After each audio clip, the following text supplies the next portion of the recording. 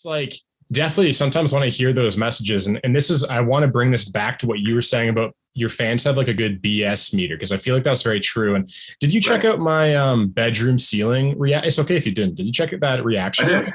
I did. Okay. Because I actually, it's funny that you mentioned that, because I mentioned that in that video. I was like, you have this like very cutting lyrical style, which I wouldn't say it makes me uncomfortable, because it doesn't make me uncomfortable, because like you, I have a background in counseling and therapy. I was doing a master's degree in counseling. But it's like, it goes to show how unique your lyrical style is, that it hits me so hard. It just feels different. I go, whoa. Like there's some lines you'll say and the way you say them that it just kind of like takes me out of my seat. And the fact that it's one band out of the hundreds I listen to, maybe even the last 5 years of music, and this is like the one song or three songs from your band that have made me feel that way. It just goes to show what you said. I feel like there's this like generalizing of lyrics that the music industry maybe does. I don't know if that's true. What's your thoughts on that? That's a good question. I think, it's tricky. I think bands have a unhealthy fear at times of being called generic or being labeled. Like in the rock genre, especially, and rock fans are weird in the sense they always crap on other genres. It's like this, people just can't coexist peacefully across lines when it comes to like pop fans or rap fans or whatever. I mean, rap and rock have some marriages that have worked, but it's like people are really afraid of being that band that people are like, oh my gosh, they sold out. Oh my gosh, they just do generic pop now, which is hilarious to me because top 40s pop, those songs are the most brilliant compositions in the history of this world. I mean, like the talent it takes to write hooks that are so simple and so memorable that they just get engraved in your brain. I mean, those writers are insanely talented. And I just cringe anytime I hear someone say, well, anyone could write this generic pop garbage, this repetitive stuff. And it's like, well, then do it. It's kind of like the Nickelback hate. It's like, they write all this bubblegum pop garbage. Like, I could write a song like this. And it's like, well, do it, homie. Go ahead, go for it. Let's see how it works out for you, because, it's all talk until you actually put something on the table. And I think bands are afraid of being labeled as generic, like writing something that has mass appeal, because, it's a genre that's all about being a rock star and being cool and lacing everything in these deep metaphors. But I mean, one thing that I was writing with Neil Sanderson from 3 Days Grace, and something I learned from him that I really liked was, I suggested a line in a song and he was like, would you say that though, like in everyday life? And I was like, no, I wouldn't. And we didn't use the line because it's like, is this line trying to sound cool? Or is this line representing an emotion in the most real, authentic way that we possibly can? Would you say this? I'm not okay. I mean, that's something I would say. Like, I'm not okay. I don't know how to say it. I don't know how to explain it. I'm not okay, and I need you to see it. Like, those are things I feel like I would say, but I'm falling apart at the seams. I'm coming undone. All these things, and I've used some of these lines, so I'm just roasting myself here now. But those just aren't things people really say in everyday life. And it's more about an effort to, kind of have that buzzwordy, cool aesthetic to your writing that just doesn't connect on the same level as just saying it, and some writers find a really cool way to do it, but it's just not my style. Yeah, I really feel you in that. I completely agree with that. I find I couldn't verbalize it like you just did. You just kind of like filled in the puzzle piece in some sense, because it is that they're using words that no one uses in normal speech. And because I find, a lot of the time with my content, I do a lot of lyrical breakdowns, which you've probably noticed because I do it a lot to your music too. And one thing I noticed, and I've mentioned this with your music, and there's a couple other ones. Matchbox 20 will make me do this. Savage Garden will sometimes make me do this. Darren Hayes is very poetic. He's a bit on the poetic side, but not too much that it alienates my feelings. But But I was mentioning with those three artists in particular, 3 Days Grace might have been one of them too, and maybe Shinedown. And Five Finger Death Punch actually hits me really hard too. Some of his stuff, because yeah, but yeah, I was listening to your guys' stuff, and I mentioned it to the camera. I said, I do a lot of these lyrical breakdowns, and I can pull stuff out of my ass. I can relate to this line. I can go, yeah, I've been through there before. I've been through that before. I've been through that. Oh yeah, I've had my heart broken. I've been torn apart at the seams. I've come undone. But it feels like with a lot of music, I don't feel the relation in my bones, in my heart. When they sing it, I don't feel it, but I go, oh, in my head, I've related to that. I've been through that. Where that's the distinction I noticed with your music, with some of these highly emotive bands that really capture our hearts. Not only do I think, oh, I've been where Jake is in some respect. I haven't been through where everything you've been through, but some things definitely. And I feel it too. And it just makes it, oh, like, so, yeah, there's some lines. And I don't know if it was Bedroom Ceiling or another one, but it was just one line where it hit me really hard. And I was like, I don't know why this is hitting me.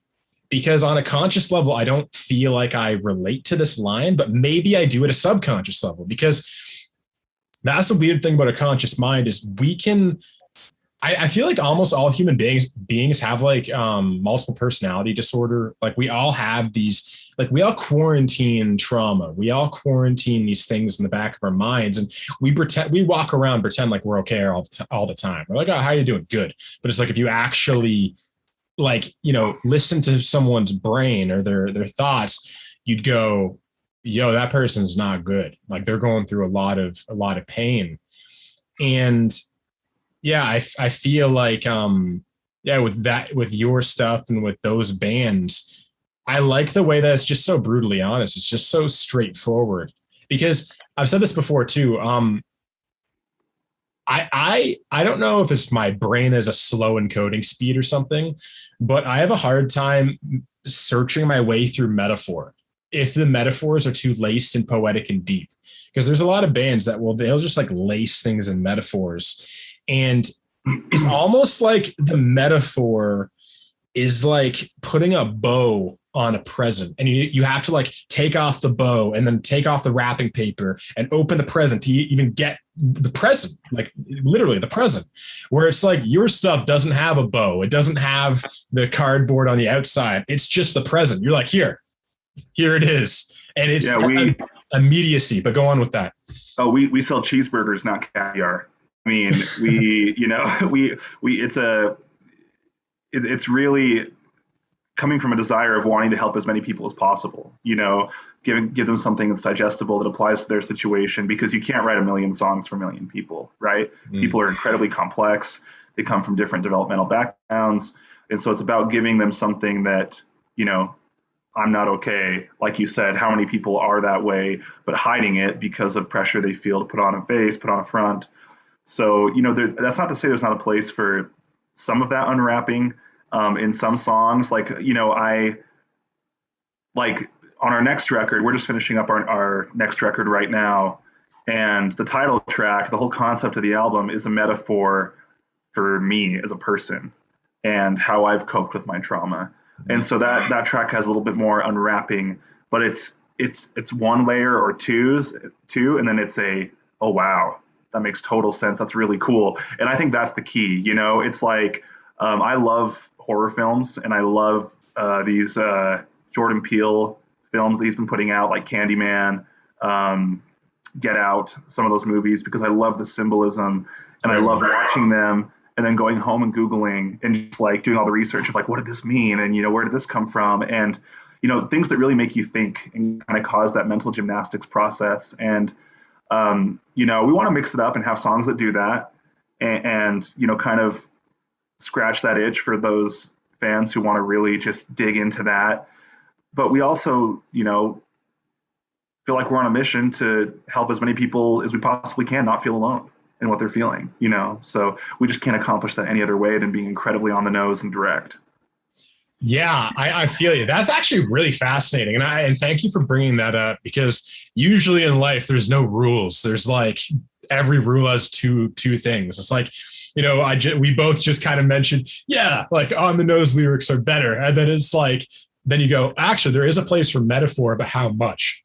Because I feel like if everything is on the nose, like you mentioned, I feel like the audience maybe will be like, I've heard this before. I feel like how many times can you say I'm not okay? Right. There's certain things where it's like, how do you kind of make the audience guess? And I actually love that you guys are trying maybe different lyrical styles and adding two kind of things of metaphor, because I think where metaphor can be cool is like the balance is almost having enough metaphor that on first listen, they feel it. So it's not alienating, but have a few layers that every time they go back in, they get something new. So almost like I'm a really big fantasy sci-fi nerd. I love reading and fiction. Harry Potter is like one of my favorite book series of all time. I see you smile, but yeah. And what I love about Harry Potter is that it's such an archetypal story and it's so brilliant. And Harry Potter, kids can read it and fall in love. I read Harry Potter for the first time at 21 years old, and bro, it's like my favorite book series of all time. I've read Game of Thrones, I've read Dark Tower, I've read Stephen King, I've read everything, man. And I still am just like, Harry Potter's the best. It's just like nothing beats Harry Potter. And it's that on one hand, it touches the kid in me. There's a wonder about Harry Potter because it was written by a woman who's been through life. She's an older woman. She wrote, I think, Harry Potter when she was in her 40s. I think 40s. So she's been through a lot. I think she was divorced at this point. She had a child, 2 children or something. And it was written by someone who's been through life, has been through heartbreak, who's been through pain, has been through all these things. But it was written for children. And with children, you can't be too metaphorical. Children want the feeling. They want laughter. They want friendship. They're like, I just want to enjoy it. And I feel like as adults, we lose that part of life. We think, to just enjoy something, to be happy is almost like, that's not enough. We need to be highbrow. We need to have complicated senses of humors. We need to, I can't laugh too much because then I'm a child. And it's like, the cool thing about Harry Potter is that the child can read it and love it. The parent can read it and find some depth in there. Like there's a lot of Carl Jung kind of analogies and the serpent and the shadow and facing your fears and like literally archetypal, like a biblical ideas in there. And it's like, every time I read Harry Potter, I go, it's like, wow, I didn't even realize that was there. And then it's like, every time I go in, I realize something new. And I feel like that is almost like a metaphor for songwriting. Is like, can you write a song that a child could understand? Like Harry Potter. It's like your stuff is like, if I told this to a kid, they'd be like, oh, I'm not okay too. You know what I mean? A child could pick up those lyrics and fully feel them, fully get them. I feel like in some sense you almost have, like your litmus test is like, does a child get impacted by this? Because we all have a child in us. And it's like, there's that immediacy, that feeling for a hug in all of us, that the part of us that wants to be safe, because all wounds, all traumas are the child in us being hurt. So it's like on one hand, can you speak to the child and can the child understand what you're saying? And then also, can you have enough layers and metaphor that on 3rd, 4th, 5th, 6th listen, you're peeling back and you're going, oh, there's way more to uncover here than what I first expected. And I know that's a lot, but any thoughts on that or kind of your next album? Yeah, no, I think that's kind of speaks to, that kind of articulates our fan base as well, because you have people who are in their 50s who are war vets and have PTSD and were really impacted by a song we released. And we've been talking about I'm Not Okay so much.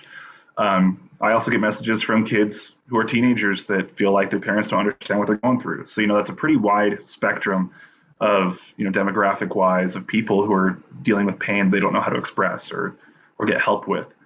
As far as Harry Potter's concerned, I think you're right in the sense that, there's this really direct storyline of this protagonist and, villain and supporting role of friends, the likable best friend, and all these things, and the you got to throw in the Neville Longbottoms to keep things, have that levity and keep things funny and not so dark all the time. I mean, there are all these things that it's like a film catered to kids, but kind of keep engaged and working towards something that's has a little bit more depth to it. As you spoke about that, I thought about in one of them, the first few lines basically talk about what it's like to wake up, and for the first 8 to 10 seconds of being awake, it's like you're brand new again, because you've forgotten what the world is. You're just opening your eyes, you're breathing, and then everything you've been through, all that trauma, all that pain, all those things behind you that you're stressed about or anxious about reappear. And I can't imagine a more on the nose way to talk about trauma as the experience of what it's like to wake up every single day with PTSD or some sort of anxiety disorder, and that blissful moment of forgetting, and then you remember again, and you're just so defeated, and you're back at the bottom, and your stomach's in knots.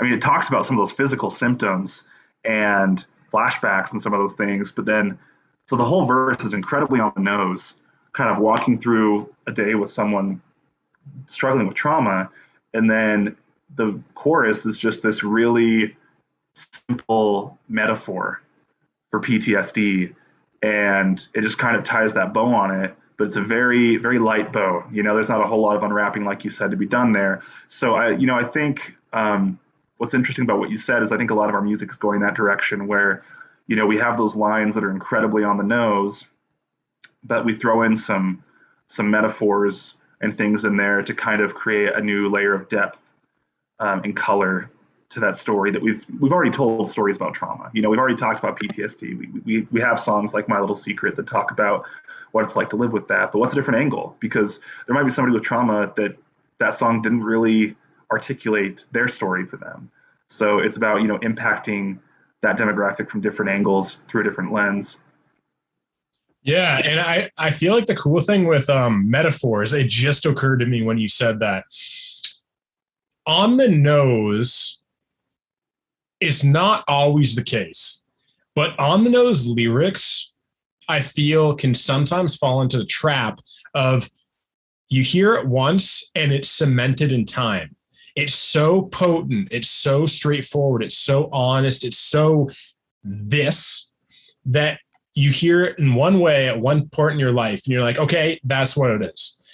The cool thing about metaphor is that metaphors evolve with life experience. So if you have a metaphor that is potent enough to be understood at first listen, but every time you hear it again at a different stage of your life, it's abstract enough, it's malleable enough that every time you go back, it evolves with you. Because all of our favorite book series, our favorite TV shows, our favorite movies, they evolve with us. It's like, reading Harry Potter, like I mentioned, for the first time when you're 8 years old is very different than reading Harry Potter when you're 21, because there's certain changes you go through in life. You go through puberty, you go through girls, you go through, boys, you go through, facing yourself, facing your shadow, facing your fears. It's like every time, depending on where you're at in life, every time you go back to that, you deal with something brand new. And so it's like that, I think, is the place of a metaphor, is that metaphors evolve over time. You know what I mean? Yeah, absolutely. I think, we can view something completely differently based on where we're at in life at that moment. I absolutely agree. Yeah. And any last thoughts on that before we head over to the next question? No, I just think it's a huge part of who we are as a band, our identity. We have a song, I don't know if you've reacted to this song yet, but it's called Weight of the World. And I think it was our first song to really pop off on YouTube. And there's a line in that song. I wrote that song in California during a time where we were really on the line of is this actually going to be something we do for the rest of our lives? Or is this a flash in the pan, one-time success thing? Getting our second record done. and being told that the way I looked was going to keep us from being successful, and all these pressures and things that I was dealing with, and just feeling so overwhelmed, feeling, that weight of the world over me. There's a line I wanted to put in the song that talked about, no matter, I could be reading hundreds of kind comments talking about how amazing I am and how great my voice is, and I just don't feel anything, and, it's, I don't like myself very much, despite all your kind words. Can't explain why I'm hurting myself, but it feels deserved. And talking about my struggles with self-harm. And, the band was like, that's a little bit too much. Let's avoid that. Let's try and, make it a little bit more cryptic. And I ended up fighting for it and being like, you know what, like, this is real. Let's just try it and see what happens. And that was like the line of the song everybody was quoting in the comment section, because who else in the world is in a position where no matter what is said to them, no matter how loving their parents are, no matter how kind and supportive their support system is, it doesn't change how they feel about themselves. And, that being a terrifying feeling, because what more could you ask for? It makes sense if people are treating you like garbage to feel like garbage, but what happens when everyone's treating you the way that you would love to be treated, but you don't feel anything? So I just think it's a huge part of, that was a defining moment, I think, for us as a group was, being that real and kind of opening up that door and then just seeing who was willing to walk through it with us. And it was a lot of people. Yeah. That's an interesting thing. I feel like there's still such a, we like to think that in our society, there's no more stigmas around mental health or around any of this kind of stuff. And it's just interesting that there's just places like we don't go, or that our society says like, oh, that's the line, that's too far. And it's like, why?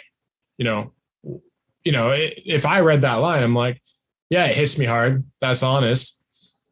But it's just interesting. And it's just because I look at this stuff from probably a different lens than most people. Like most people, it's like they don't want to venture into the honesty. It's uncomfortable, man. It's the same reason people write songs about it's going to be okay. I mean, how easy is it to go to the grocery store and see somebody and be like, oh, how are you? Good. How are you? Good. And you walk by. But we ask, how are you? And keep walking before yes. you hear the answer.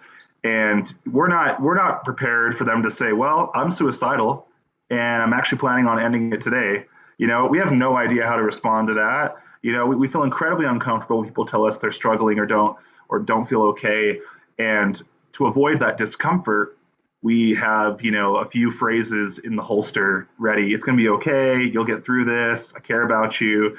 But we're not willing to do the work of sitting down and asking more questions to understand and clarify. Tell me more about what's going on. Tell me more so I understand.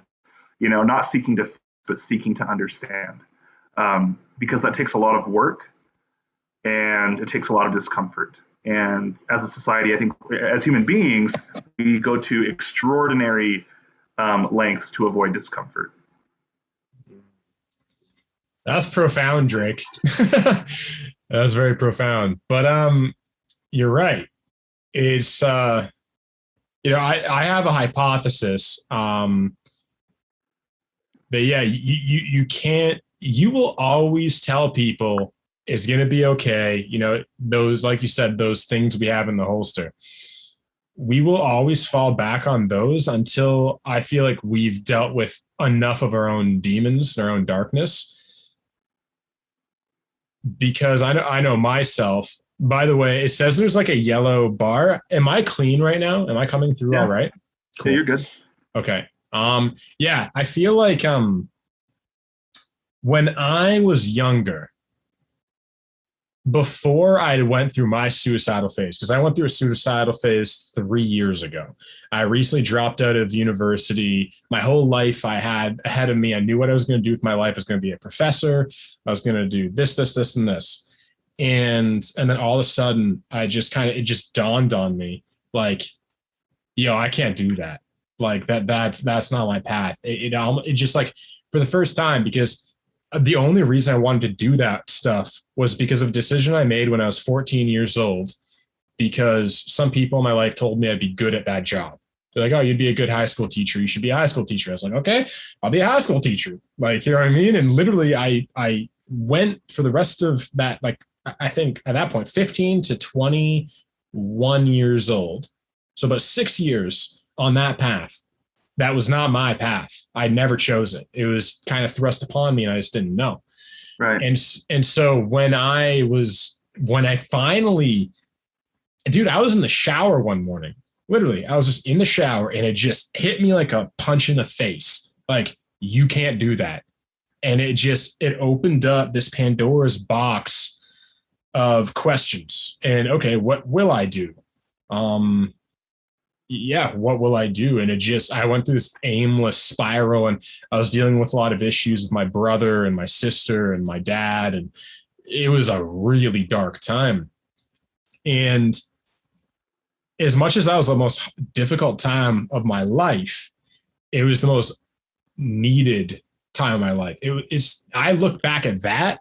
I'm like, the reason I'm where I am today, doing what I'm doing, the reason I am the way I am is because of that profound darkness, that like really heavy shit.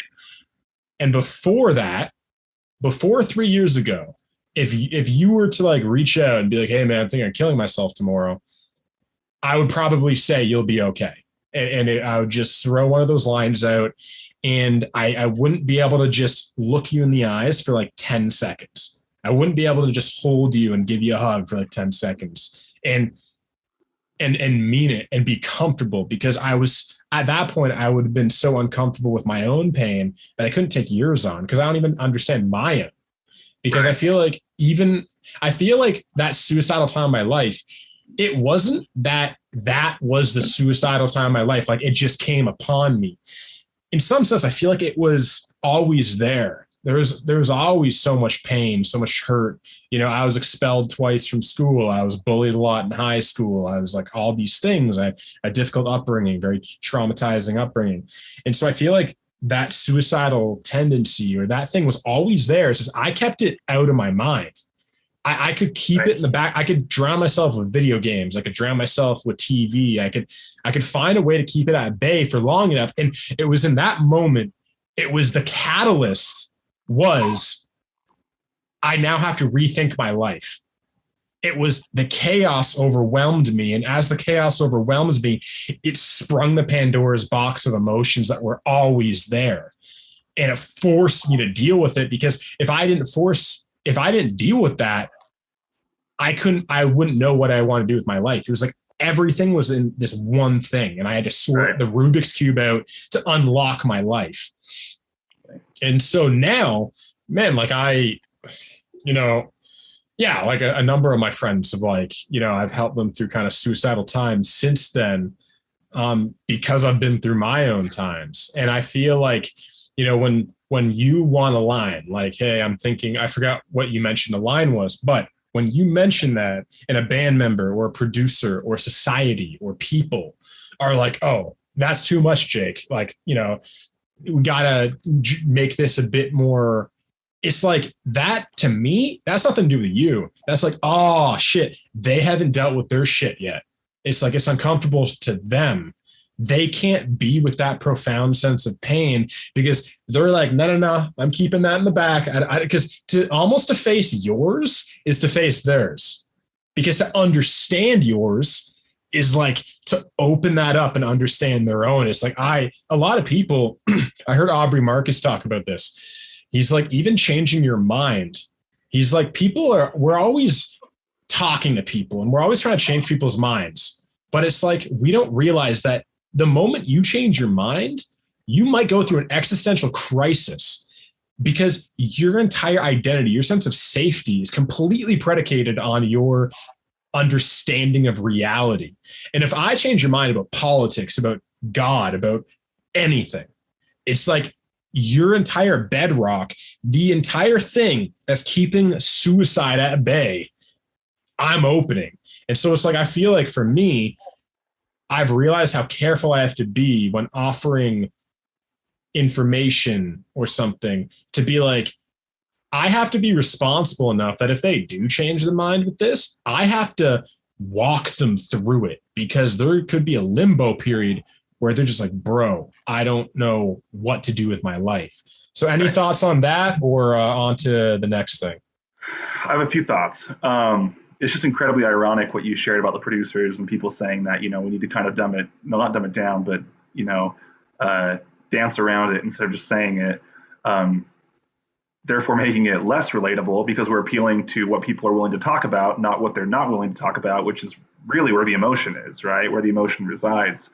And what you said about empathy, it'd be really hard to feel that fire and desire to be there for people when you haven't been there. It's a really selfish space where your comfort takes precedent over comforting them, because you just don't have that empathy piece yet. And I'd challenge what you said about, that profound darkness changing your life.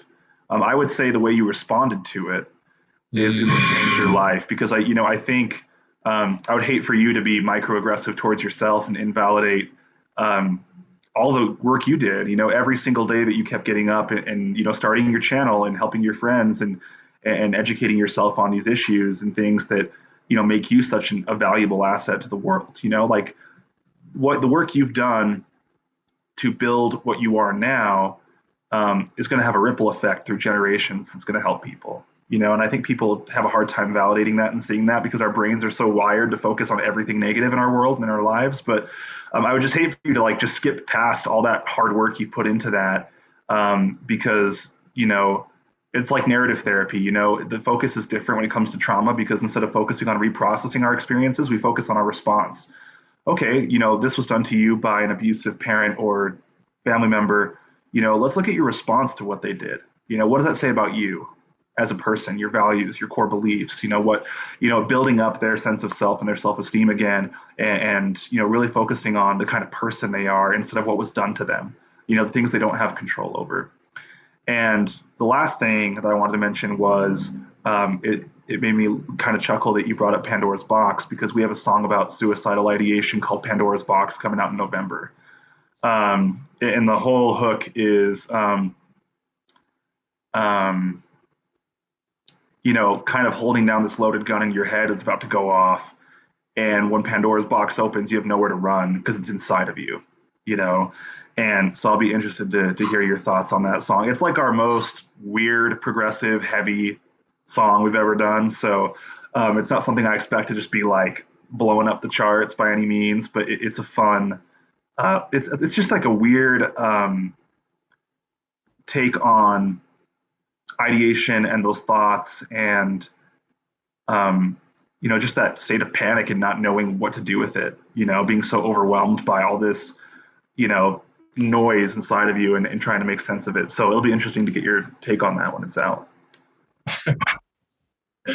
Yeah, I love how you guys release songs. Like, is it one a month you guys are doing? So we my blood pressure goes up just thinking about it. We have one song a month this year, but we have This Is Your Sign Part 2, which is the second part of that record coming out next year. Originally, we were going to release that over the whole year. But we're actually starting next year. We're going to amp things up and start doing a song every 2 weeks for a whole year. So we'll be, putting out 30-ish songs, and without a huge drop in quality, and that we're not stuck in this pigeonhole of, we can only do songs, the kind of songs Breaking would do, or we can only do the kind of songs Daughtry or Nickelback would do, or, oh, this is too poppy. I listen to Halsey. I listen to Bishop Briggs. I listen to rap. I was raised on country. I have all these colors to me as a person and my story, and I'm not going to limit that. We're always going to be a rock band, but this record is the most, we'll have to do another interview down the road and we can talk about the concept once it's announced and stuff, but it's the most erratic record ever. It has songs that, it has a song that feels like it's a folk song. It has really, really top 40 poppy, hooky kind of songs. And it has, some of the heaviest material with, borderline screaming in it, so it's just literally meant to break every rule, trigger everybody. I say that kind of tongue in cheek, not to be insensitive, but it's really just meant to kind of cause chaos and make people rethink what we are and what is a citizen soldier song. Because we feel like, that's a huge asset we have, that we're not in that box. And that as long as Jake's voice is on it and the message is there and it's sincere and coming from a real place, who cares what kind of box or what kind of, mold it's put into as far as the genre. So we're going to start cranking out songs every 2 weeks starting 2022. So it's going to be crazy. Yeah, that's what I find really funny is that usually I'm used to doing like a reaction to a band, like, once every 3 months, once every 4 months. And I remember I did like, Thank You for Hating Me. I was like, I won't be seeing Citizen Soldier for another like 4 months. And then another one drops like 3 days later or something. I'm like, I guess it's these two for the next 6 months. And then it just keeps going. And then someone told me, they're like, they're releasing them like once a month or once every 3 weeks. I was like, shit. Okay. I was just like, I guess I'm on Citizen Soldiers. Like I'm on your like payroll or something now. I'm your promoter or something. Cause I'm just like, I love your music. So go on. Well, no, it's just, it's as much as I'd like to just say, it's just our great work ethic and, wanting to serve the fans. It's a lot of it's my anxiety and my core belief of never being good enough, needing to just work myself to death. So that's the serious side of that. I found ways to, try and keep myself in check. But, I finished the This Is Your Sign record and my poor wife, it's like, oh, it's so nice to have that done. We have 2 years worth of music. And then a few weeks later, I'm like, I finished writing the next record, and she's just like, I know. Like, I know you're not going to stop writing, because I can't turn off the noise, So, it's this really compulsive need to outwork everybody, and that's the thing. I have huge insecurities as a songwriter. Like, anytime anyone's like, oh my gosh, like you're such a great songwriter, I'm like, cool, don't believe you. But thank you, because I don't believe it. I think I outwork a lot of better songwriters. I think that I have found what works for me, and I'm just doubling down on it hard. And, I wrote for this record, we ended up doing 16, 17, 18 songs. I can't remember where we're at, but I wrote 102 songs for it. I pushed myself to my limits to get that, because I feel like you have to write a lot of bad songs to get the good ones. It's like I did door-to-door pest control sales in Texas for a little bit. Didn't last long. Hated it. Terrible for my mental health. But that concept was stuck in my head of the guy. I couldn't take the rejection, and it just like made me so incredibly uncomfortable to like try and force people to buy something that I did not think was that great in the first place. But I was a young kid trying to find my way in the world and make money. But my boss was just saying, you can't look at it that way. You just have to. It's a numbers game. You have to just knock on more doors than everybody else. And that's how I look at songwriting. We're never going to put a song out that we feel like is embarrassing or like reflects poorly on our legacy as a band. So it's not this quality or quantity over quality thing. I'm incredibly anxious about putting a song out that looks bad, because I have songs in our early catalog that I just cringe when I hear them. And I won't say which ones they are, because I don't want to turn anyone off to them that likes them. But it's more about, I want to knock on as many doors as I possibly can, while other label bands with huge label budgets are taking, vacations in Mexico and taking time off and just relaxing. I'm just going to keep the cycle going, because the biggest thing for me is I don't care about getting a record deal. I don't care about being a millionaire. I don't care about any of those things. Like, my dream, the pinnacle of all this for me, is being able to tour and meet the people that have given me the chance to do what I do for a living. Like, that to me is the gold of what I do. Like, to be able to thank them because I work for them, and to be able to go to different cities and countries and meet these people and sit down with them and hear their stories and just like strengthen that connection, because like that is the only thing in this world that matters. Like, I have a really beautiful, expensive guitar hanging on my wall, and sometimes I play it and I love it, and sometimes I'm like, this is so stupid. Like, that could be an experience of me going to a different country and like exploring it and I just wasted it on this thing that's going to die with me. It's just dust. It doesn't matter. None of this matters.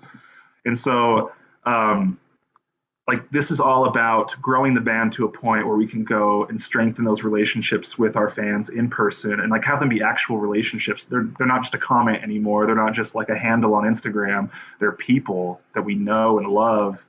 And I can't wait for that. And I'm so hungry for that, because once we do that, not that the pressure will be gone, because I'm always going to look at the bands bigger than us and perseverate on how I'm not good enough and I have to grow. But I think it will take some pressure off in the sense that that is understanding mindfulness and what I view as the currency of life, which is connection and love. We've won if we can do that. If we can take care of our families and ourselves and go strengthen these relationships, we've won. We're a success story, and we're going to have a really happy career. So that's why we grind so hard, sometimes to the detriment of my mental health. Oh man, this is the thing with podcasting, bro. Is I don't consider this an interview. This is not an interview, not in my eyes. I'm this is a conversation.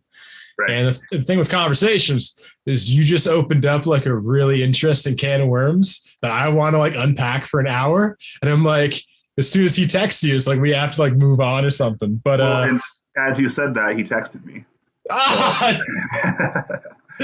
Okay, so we can do it again, man. We can do a regular thing if you want. I'm happy to talk more. It's therapeutic for me to kind of be forced into the processing side of things, because I'm doing so much of helping other people talk through stuff. And my wife gets on me all the time, because I'll come home from work and be like, it's good. It's great. How are you? And I want to talk about her and other things. And she's just no, how was work? How are you? She has to beat it out of me. So I appreciate it. It's good for me to kind of, be forced to talk about these things. Yeah. How many podcasts do you usually do? Is this a regular occurrence for you, or? My inbox, and I hesitate to say this because I never want to make anyone feel like they shouldn't reach out to me, because I want to encourage disclosure and reaching out. But it is so crazy how many messages and requests I get that I sometimes will get so overwhelmed that I just don't look at my phone for days. Because I can't, how is it fair if I respond to this person but not this person? How do I organize this? How do I do this? And it gets so overwhelming that I just give up.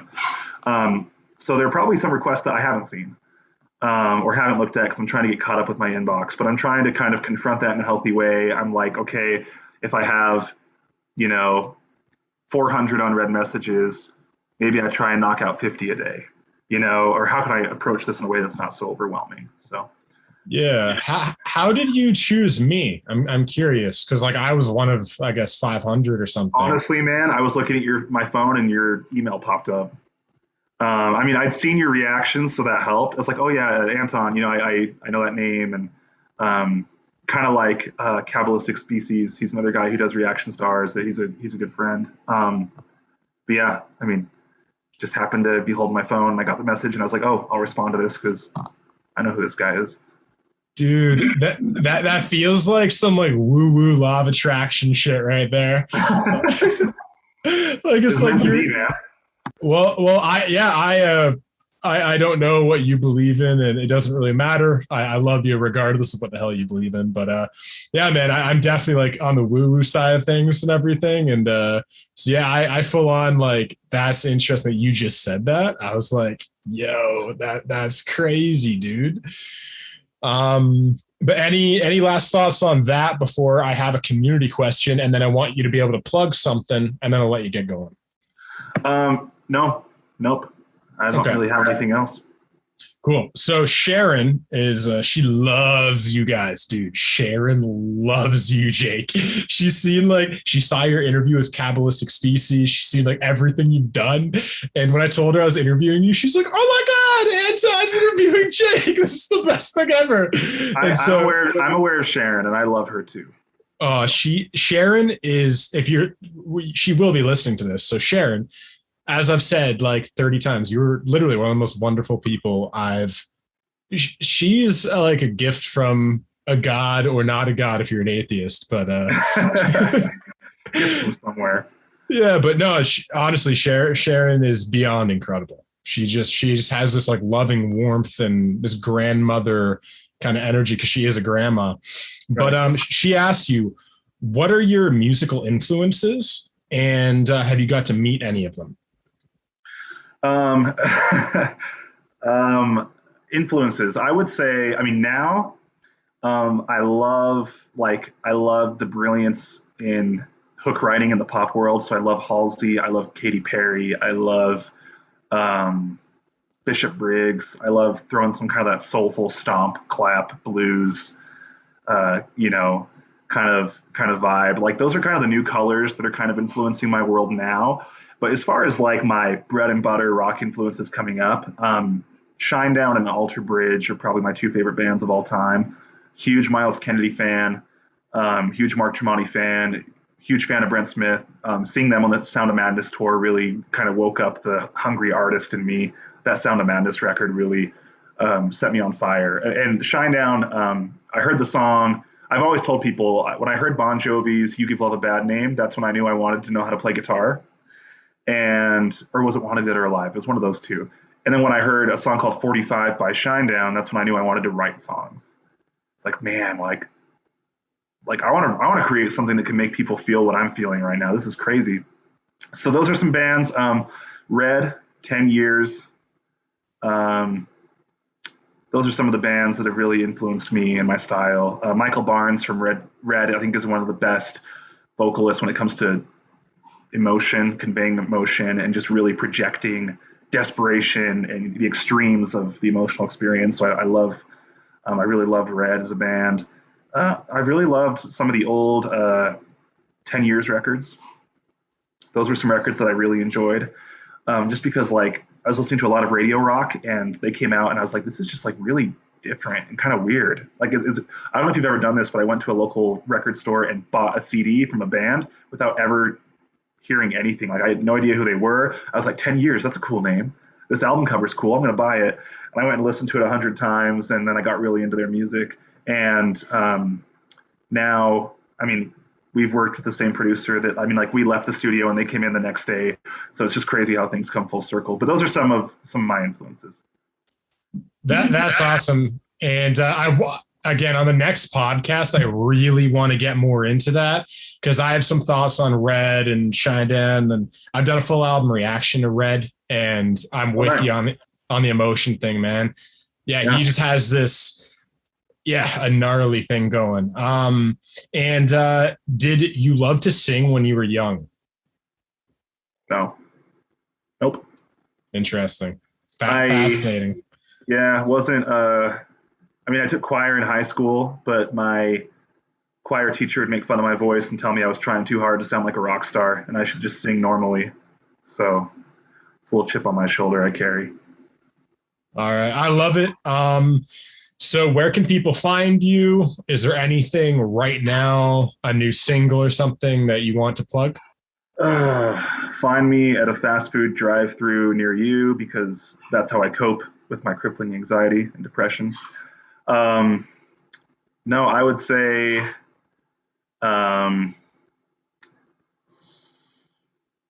everywhere is the easy answer. I mean, Spotify, Apple Music, we have all these, we're everywhere. But the most important one I would say is if you're struggling and you don't have somewhere to go and you don't have somebody to talk to, go join our Discord channel, server, whatever it's called. I'm like Boomer Nation over here, not knowing which one, but come join our Discord, and we have a vent channel where you can come talk to people about whatever you're going through. No matter how ugly it may feel, there's going to be somebody there who's willing to listen and create a space for you to talk about that. So,